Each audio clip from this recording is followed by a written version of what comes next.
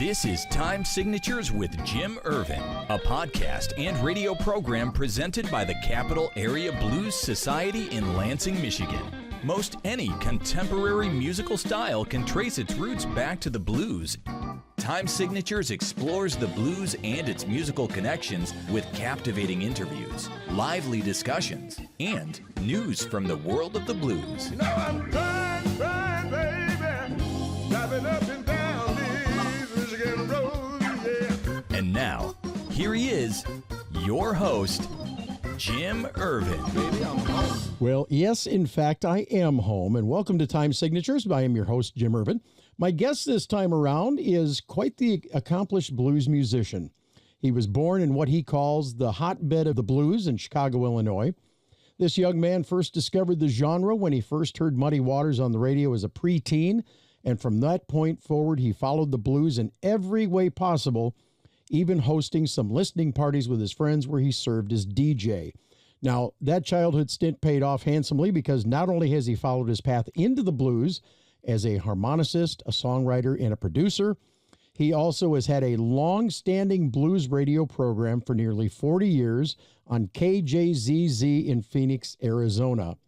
Now, he's won a Blues Music Award, a Blues Blast Music Award, a Living Blues Award, and a Keeping the Blues Alive Award. But he's also produced a Grammy-nominated album for good measure. He is also the owner of the Rhythm Room in Phoenix.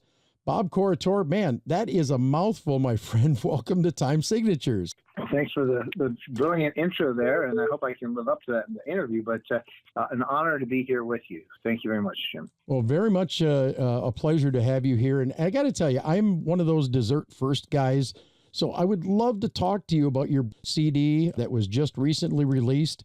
I've purchased it. I have listened to it on Spotify.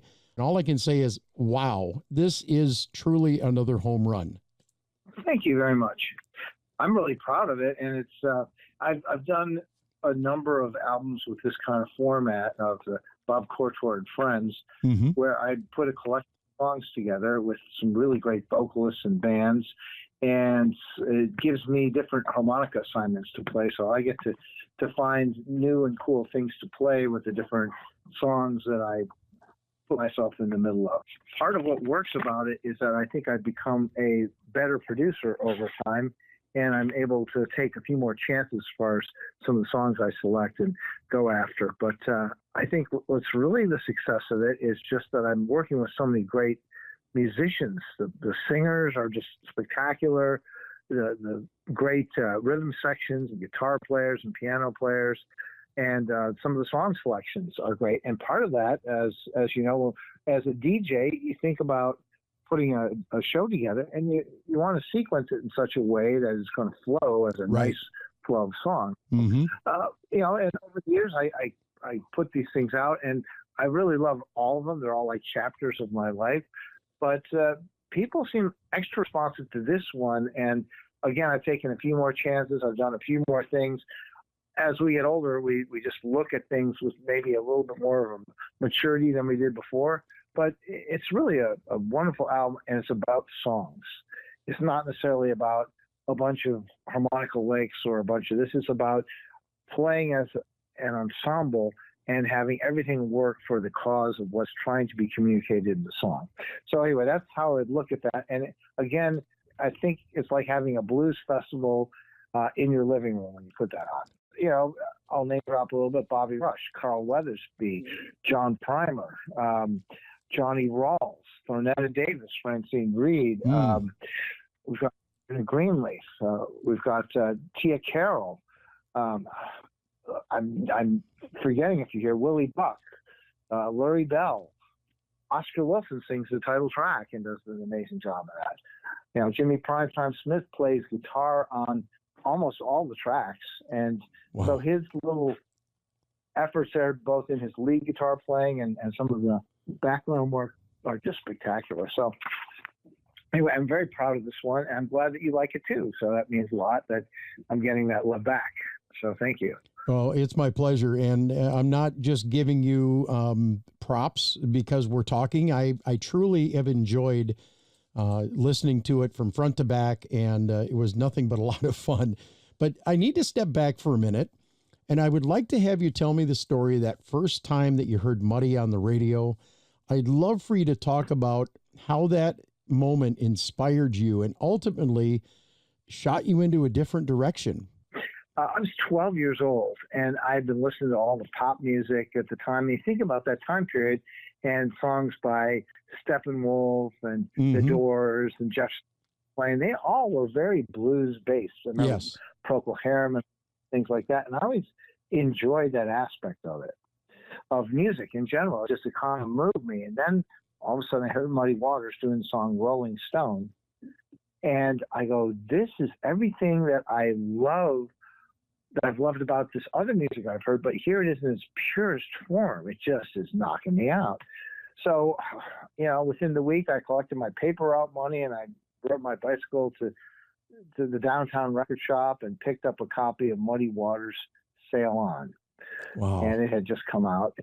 And I put it on, and I heard all of this amazing music, not only the song Rolling Stone, but then Hoochie Coochie Man and Monsters Call, Stand Up, all the great harmonica work of Little Walter doing I'm Ready, and I Just Want to Make Love to You. And I couldn't believe it. It was like a whole other awareness of how great music could be all of a sudden opened up. The door just opened up, and I'm like, oh, this is just amazing.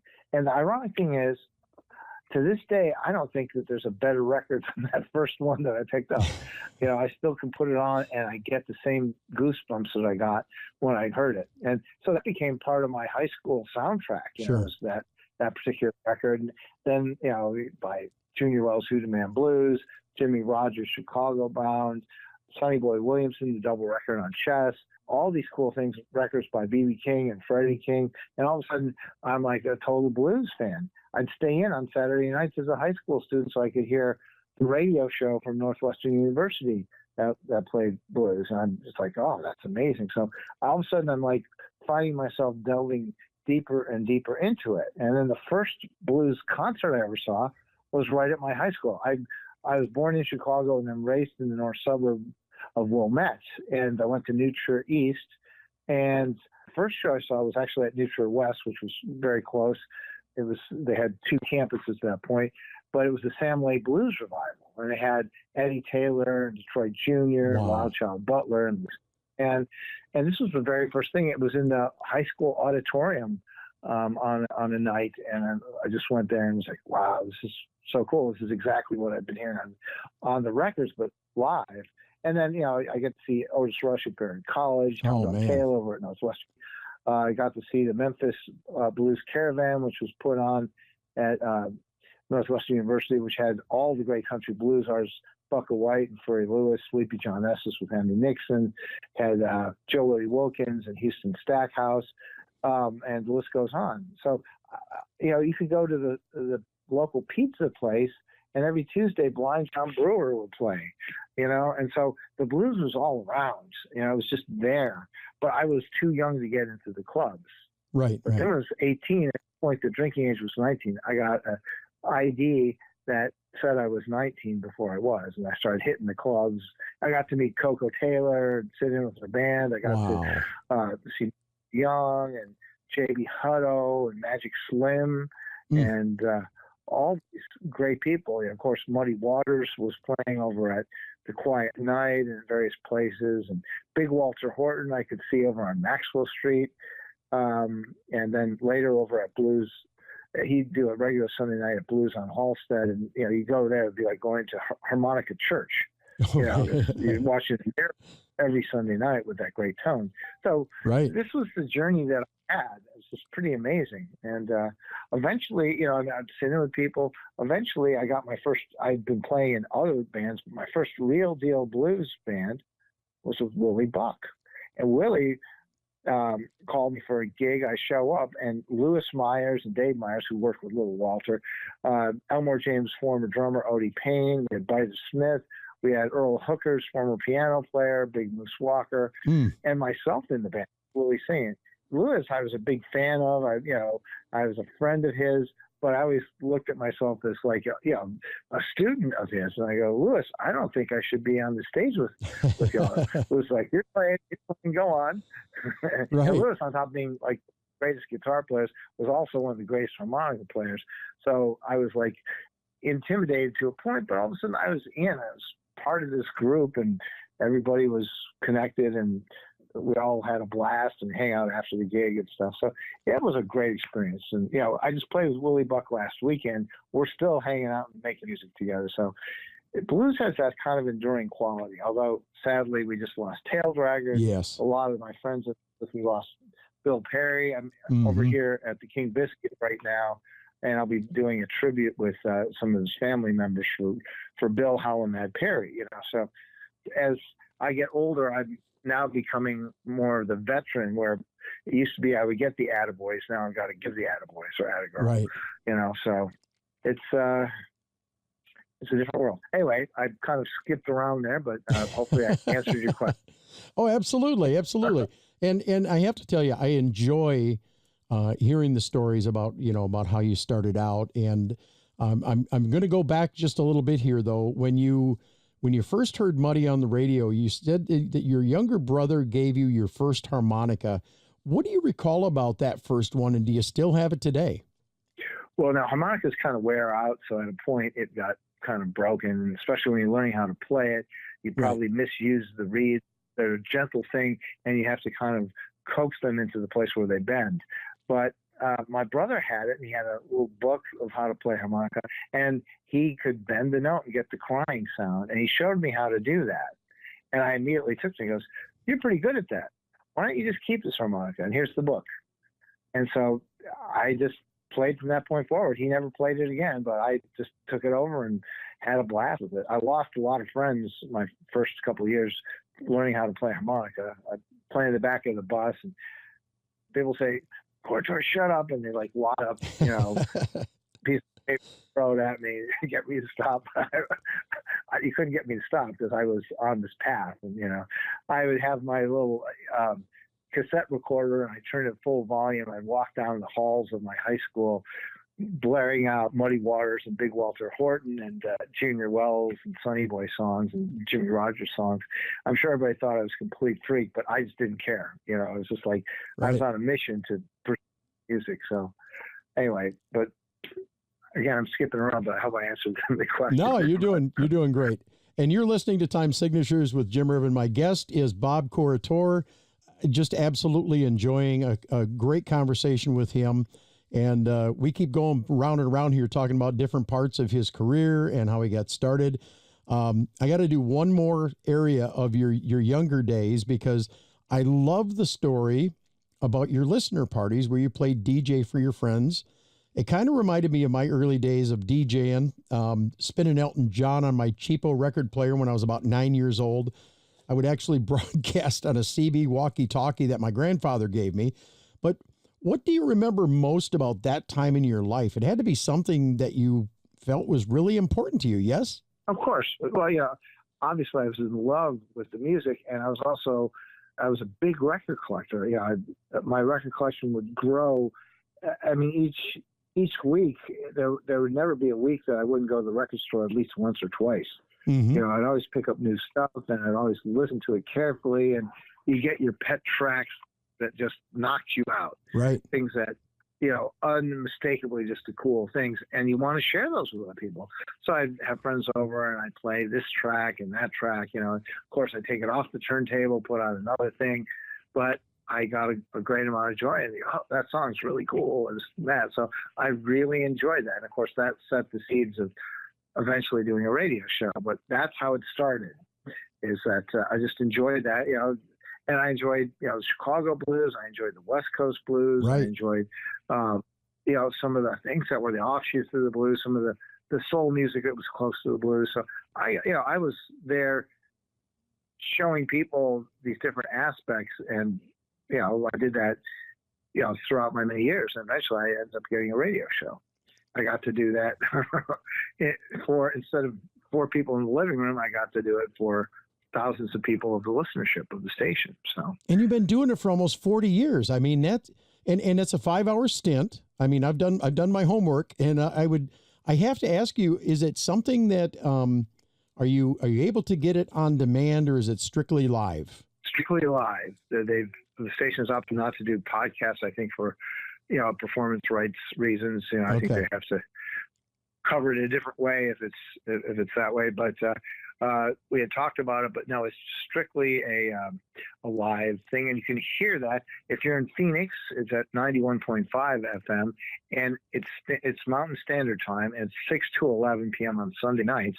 If you're not in Phoenix, you could hear it, but you may have to transfer to your time zone, whatever, however it works out. But you can hear it at kjzz.org. So if that works for you, tune in, please, and you'll hear what I do. I do mainly a vintage show. So I'm playing almost 90% of what I'm playing is stuff from the 50s and 60s, which is really hard. Some pre-war stuff.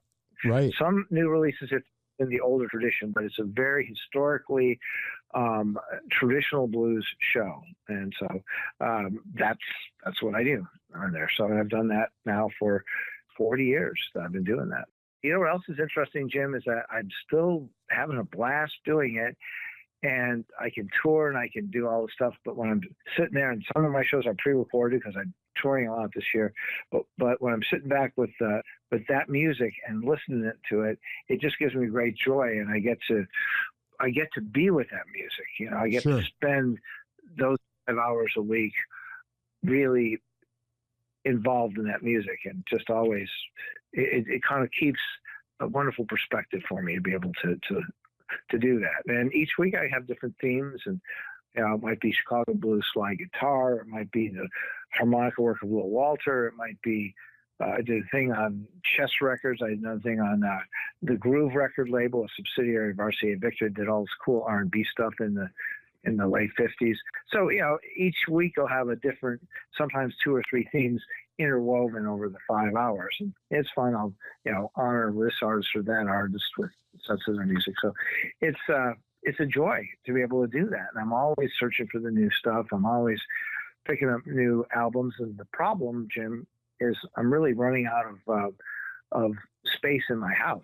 It's like, where do I put all this stuff? Yeah. So my shelves are completely full. Now I've got boxes in front of them, and pretty quick I'm going to have to figure out how I'm going to store all this stuff, because it's more than I can do. But I actually use my huge record collection on a weekly basis. So, and it's got to be an incredible joy and thrill to go through and decide what you're going to do each week on your program. And you made a key statement here that you have a traditional blues program. I wanted to ask you, because we've had multiple conversations with other folks that we've interviewed, and the story seems to be about the same, that traditional blues in the United States just didn't take hold as well as it did in Europe.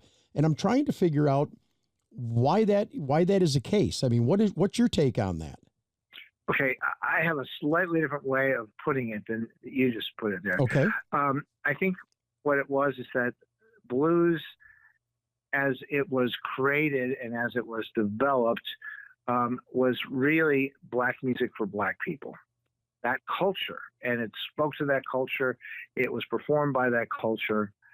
And then at a point in time, Europe, who had an uncanny sense of the historical aspect of it, they started booking like Big Bill Brunswick go over and Sonny Terry Brown and McGee and some people during the folk boom. But then there's the American Folk Blues Festival and other festivals that would bring in some of the really cool Chicago or West Coast artists, the T-Bone Walkers and the Muddy Waters and the Howlin' Wolves. And young bands like the Rolling Stones would go and they hear this music and get knocked out, much in the same way that you and I got knocked out the first time we heard the blues. Right. And so all of a sudden, here's black music for a white audience. And then the Rolling Stones and the Beatles, to a point, they were very influenced by Little Richard and Chuck Berry. They took this and they reprocessed it through their own filter, and they made it into pop music. And that pop music, they'd have the song credits, and next thing you know, people would be delving into that.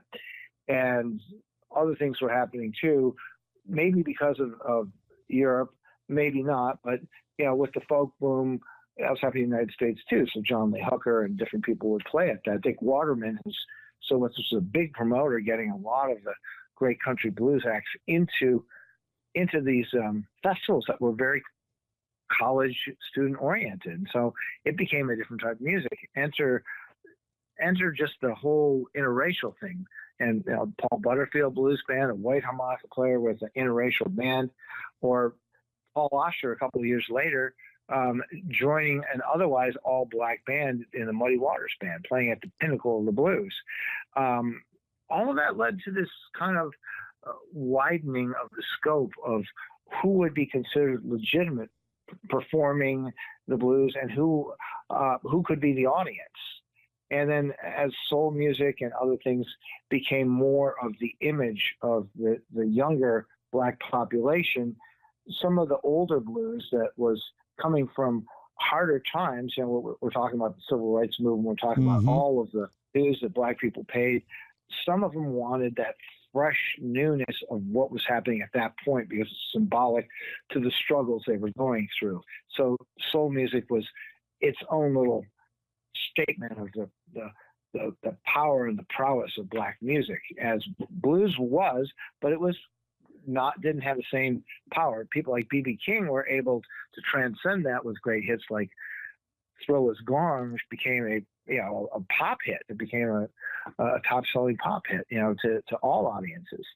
But so all of a sudden, this music form that was once black music for black people became mainly black music for a interracial crowd, and with an emphasis on marketing it to the white college students. So it gets off into an interesting place like that. Still loved in the black clubs, this and that. Nowadays, it's going even further in that direction because, so many people that grew up listening to the hits of Bobby Bland, they're not getting out that much. And so much of the music that's coming out nowadays is music that reflects what the younger generation has grown up around. So it has all these modern elements. It has all this stuff. And who's the audience for this? It's an interracial audience that loves it and adores it. Blues as a heritage belongs to black people. Blues as an art form belongs to the universe. Blues as a form of entertainment belongs to its audience that will come and support it. And blues as a business belongs to the bottom line. If you can put all those stars together and form a constellation, that would be gold right there. Bob, if I wanted to book you, buy your CDs, or just check out Bob Corritore, where can I find you? I have a website, which is bobcorritore.com, and it's spelled BOBCORRITORE. So, it's all just one word in the website. Or you can just Google my name, and I've got that website. It's got amazing, it's got a whole bunch of great photos of my heroes and my history of different things that I've done, different artists that I admire. I think you'd find it really enjoyable. Or you can just find me on Facebook, and I'm a regular poster on my fan page, which is not the one that's a friend requesting. It's the one that you just follow it. So you can find a whole bunch of wonderful photos and stories and kind of keep up to date with the things I'm doing. Also, if you go to my website, different than the Facebook page, you can also sign up for my newsletter, which comes out every week or other week. Absolutely. Bob Corritore, it has been a pleasure. Thank you so much for joining us on Time Signatures. And we are looking forward to checking into some more of your albums, the Vault series. Be able to check those out on the website and also start adding those to our collection. But once again, I want to thank you so much for everything that you do for helping to keep the blues alive. Thank you, sir. Jim, thank you so much. I really enjoyed our time today. Very good. Well, that's going to wrap it up for this edition of Time Signatures with your host, Jim Ervin. If you can find any way to help keep the blues alive, please, by all means, do. We'll see you next time on Time Signatures. This has been Time Signatures with Jim Ervin, presented by the Capital Area Blues Society in Lansing, Michigan. For more information on cabs, visit capitalareablues.org. You can find this episode and past episodes at lcconnect.org. The Time Signatures theme song, Michigan Roads, is used by permission and was written by Root Doctor, featuring Freddie Cunningham. You know I'm trying, baby, driving up and down these Michigan roads, yeah. Until next time, keep on keeping the blues alive.